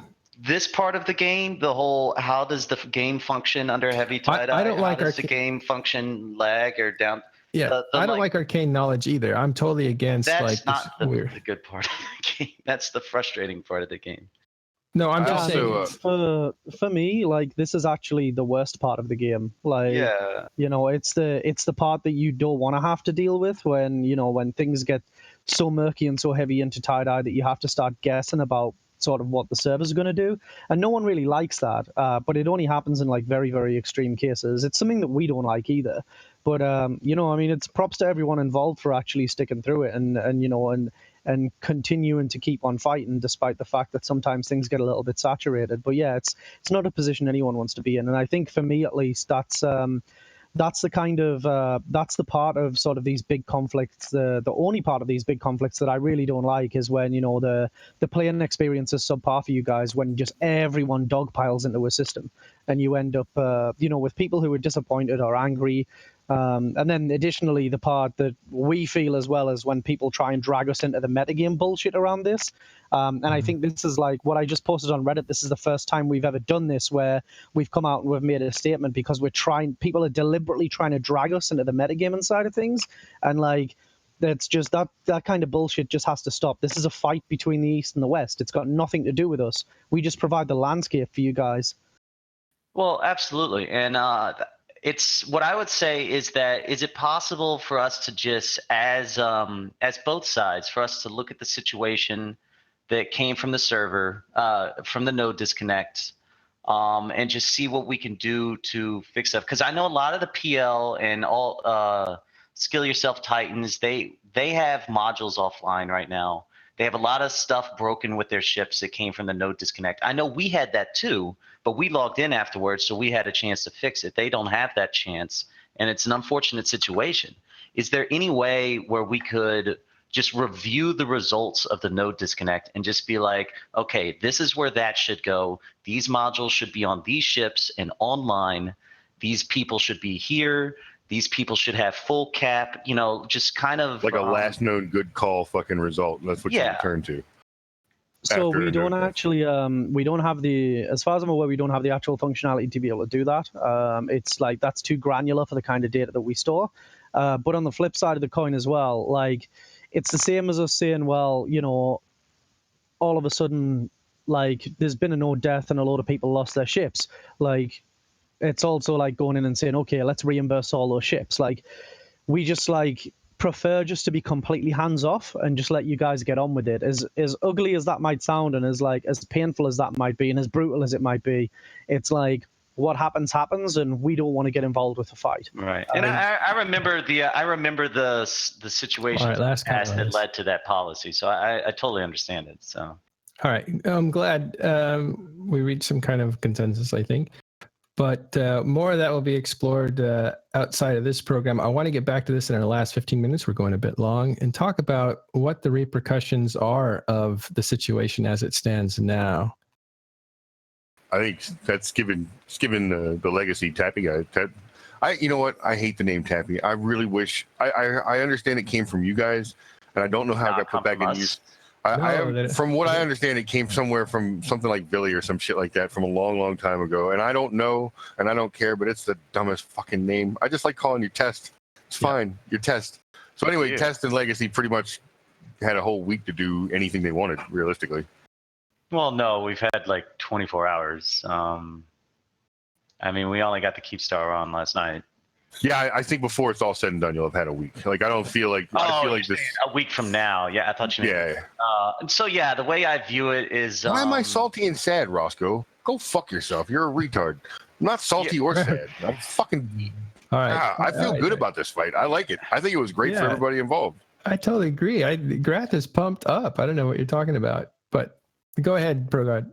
I think as long as we can hold the camp and a majority of their Titans and Supers stay in there, we've got a limited but decent opportunity to make some damage. Horde did move down their Supers and Titans to the Dedaward area, and some Supers and Titans have gotten out. So now you've got a situation where for instance, last night we reinforced all of their staging Fortizars. Those timers come out tomorrow. Depending on how much forces they can muster to defend those, we got to make a decision of what do we want to commit from the camp to these timers. Do we want to, decrease the integrity of the camp to a certain level to win those timers, or do we want to maintain the camp and try with less forces? It's going to be that situation for like 1 or 2 weeks. I think it definitely took a lot of momentum from PL Try and Co. I mean, it kind of basically caused them to have a full stop on their campaign now, right? Which is very good for you because they were making some decent progress before that.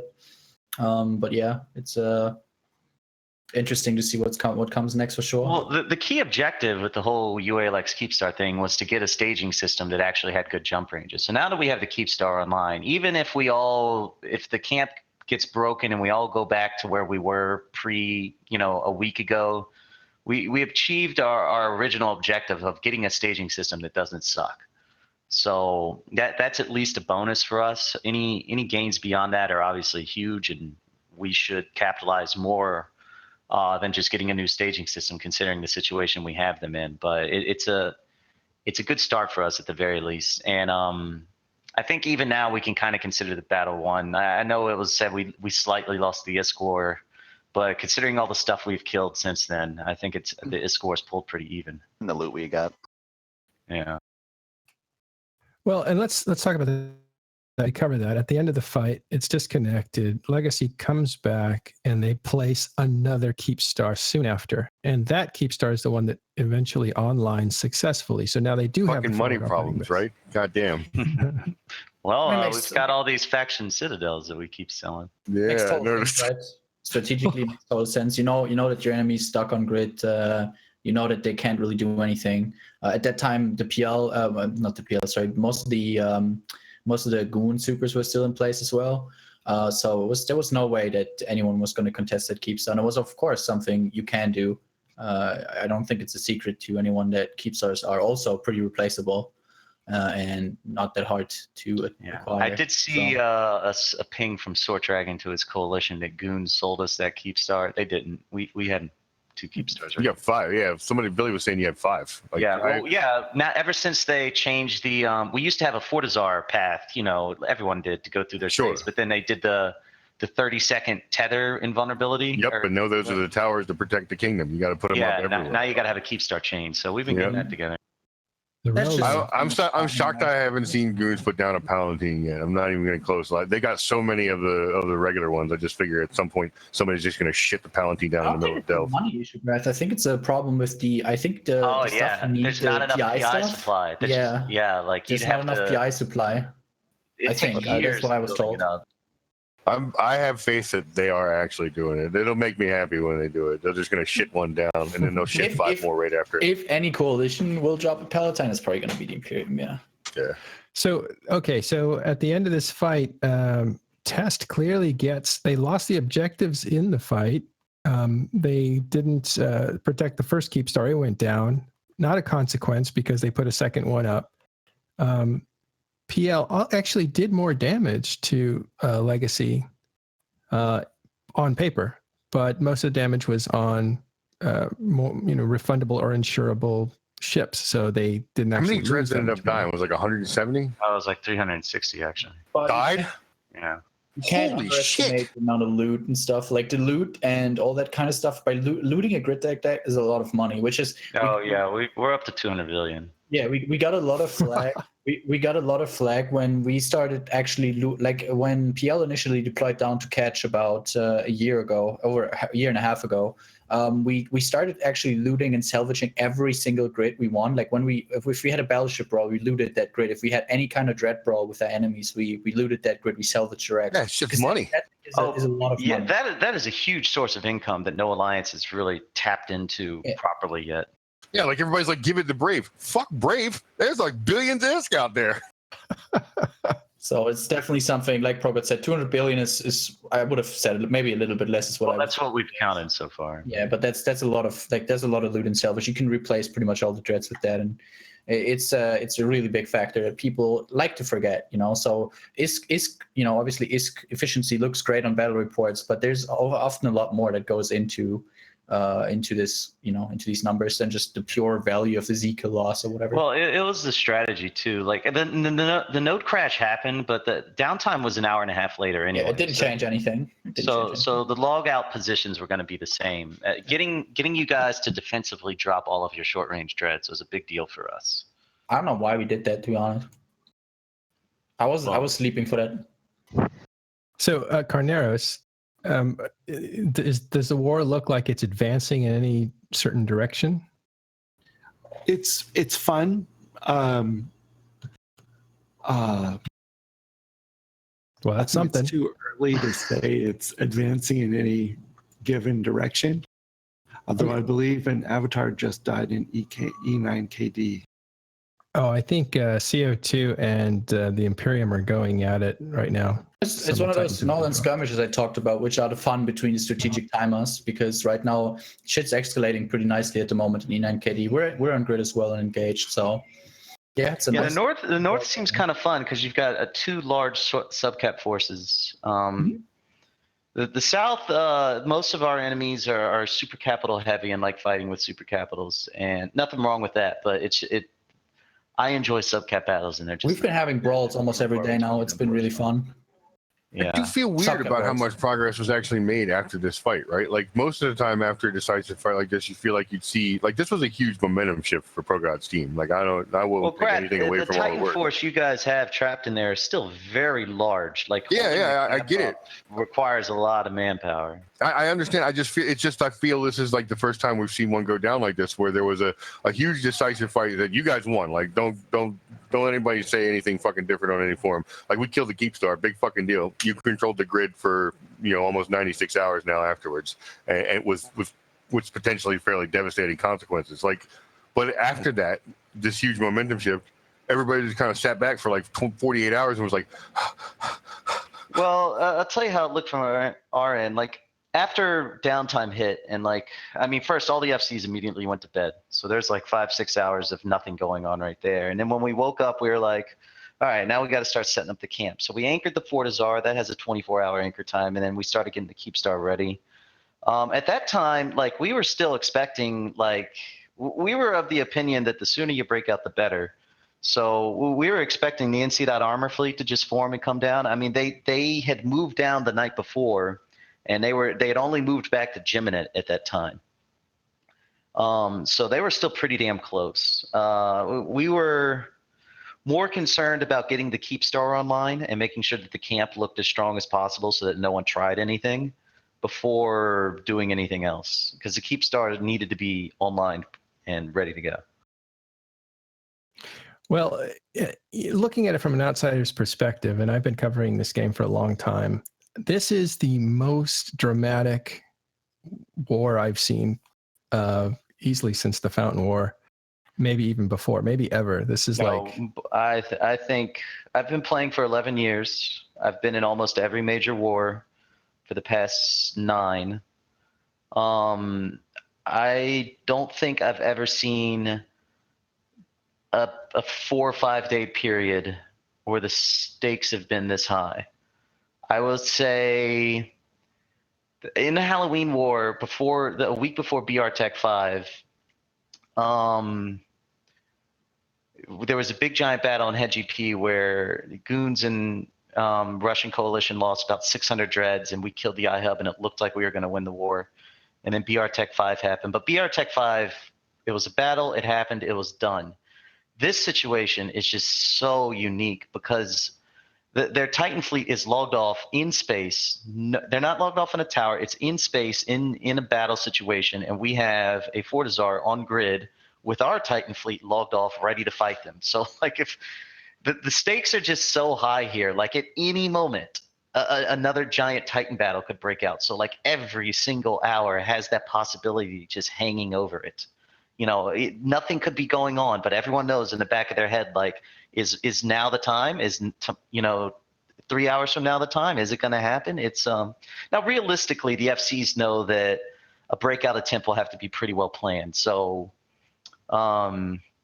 it's probably not going to happen without at least some notice or at least some, you know, organizing and all that. But to the line member and even to myself, like, I can't remember a time where the tension was just this constant for 4 or 5 days. Dude, did you see my breakout attempt this morning, Progot? No, I didn't. It's just most of it. That was a bit of a joke, but Raven, Robin, yeah, good. yeah, Raven, your view on the, I mean, I say it again to you guys, and feel free to chime in, but to me, this has been the most dramatic war I've seen because there's so much at stake and there's so much stuff that's just not known. Like the momentums, teams are basically even. The hate is real. And I delight. You can see I delight when I say that, but I mean, I've actually got to agree with Prograd though. I mean, I've been around at EVE for 16 years, and by far this last 4 or 5 days have been the 4 or 5 days that have been the biggest pain in my ass for the last decade and a half. So, yeah, it's been interesting. Well, my last comments, I guess, would be like, everyone saw PL's 300-man super fleet and all, like pictures everywhere and everything like that. And Fraternity and Tri and all them were willing just rolling behind them, any fleet and all that stuff, and their morale was really high. But both coalitions punched each other in the face in a brawl, and we came out on top. So I think it's really going to hurt the morale a lot just to realize that PL Superfleet is not going to auto-win this for them. It is going to be dragged out. Oh, yeah, and my Subcat fleet got the first time kill. rats. Carneros? Nice. It's just a lot of fun, and I'm enjoying it. Same. Yeah. All right. Well, like I said, if you were ever wanting to check out EVE and see what's going on right now, you're living in the good old times. This is a huge fight, very unpredictable. Everybody's going at it. There's a lot of skirmishing all the way up to massive collisions of influential players and a massive amount of hardware out there. All right, last thoughts, anybody? Well, before we wrap up here. Yeah, can you guys knock it off for a couple of days and have a rest so I can get some friggin' sleep? That would be fantastic. Then we can get back to it. I agree. No I want promises? sleep too. Yeah, so I imagine you're super busy because of all the fighting that's going on, or is it all the community Bitching. that you have to deal with? It's all the bitching. It's come to quite a few things, to be honest. I'm just messing around with you guys. There's a lot going on right now. Well, thanks for dealing with it, Falcon. I know it's a pain in the ass. I know how much a pain in the ass we can be, so we apologize. I wouldn't have it any other way, regardless of how much I hail on you guys on Reddit sometimes, or have a little bit of fun on Twitter or wherever. I do this job because I love all you guys. Thank you. All right, right before we wrap up, Asher Elias just arrived. He's in time for last thoughts. I'm just the herald of a CO2 avatar death. We just killed the CO2 avatar. Can my last thought be fuckboat? Because it is. He is very sexy. I understand. So give us a quick update. You just killed an avatar. How many Titans are on the field? You know, I literally just got up, but it looks like all of them. What? There's a lot of there's a lot of Titans. I don't know. What system? in It's an in E9 kitty. It's pretty much over. See, Gigex tried to boson the Init Abaddon fleet that they were skirmishing with, and then he got tackled, and then Goons took Titans in through the gate and killed him. That's To be it. There's fair, no capital escalation. Gigex has done this a bunch when NC was in direct range, so he's been kind of relying on it. So, and we didn't have a response, so it's pretty nice to see it him get punished for it when he, when people don't want to engage us when we do have a response. The fun part is that Init actually jumped in a bus or something to use the phenomena generator, and the Abaddons tanked the boson as well, so they didn't even kill the Abaddons for it. So That's beautiful. Hmm. One might say he got caught with his hand in the cookie jar. Yeah. Had it cut off. His stump in the cookie jar. Oh God! All right, it's gonna go off the cliff, so I'm going to go ahead and push it. Thanks everybody for showing up. What a great show with such accumulated wisdom for decades, really.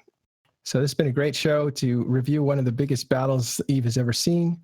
The tension is still there, the fighting is still there, and it is going to be a very, very interesting summer, which is usually when Eve kind of gets quiet as people go on vacation. Surgical summer. All right, so thanks everybody. Thanks Carneros for helping me out. My pleasure. That is all we're going to have time for today. We will see you next week on Talking in Stations. Thanks for having us.